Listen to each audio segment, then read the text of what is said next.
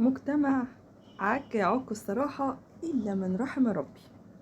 والرسول عليه الصلاة والسلام قال اللي يقدر لو واحد هيموت بكرة ويقدر يزرع شجرة تصلح وتعمر وتنقي الجو، يعني ما معناه أي حد شايف حاجة سلبية في مجتمع واقف سلبي هيتحاسب، أقسم بالله لا هيتحاسب. أما الناس بقى اللي بتطبل، اللي بترقص أو بتشيش أو بتشتم او بتهز، تقعد على السرير وترفع رجل وتنزل رجل، انت يا عم الحاج رجولتك في قدام عيني وعين غيري اتهزت.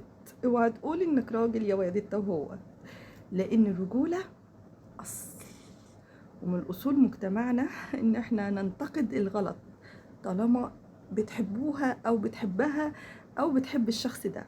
وفي رجال برضو محتواهم غير لائق،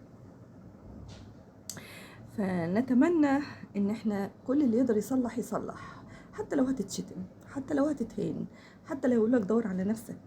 ما هو لازم يقولك دور على نفسك، امال هيقولوا لك ايه؟ مش بيدافعوا عن الغلط؟ انت بقى بتدافع عن الصح وفاهم نفسك، فخليك على مبدأك وانت في الاخر بتاخد حسنات. شكرا جزيلا. محدش يقول انا حر، انت حر ان لم تضر. انت بتعمل ضرر نفسي لكل الناس المحترمين في المجتمع، بتعمل ضرر نفسي والله. شكرا جزيلا.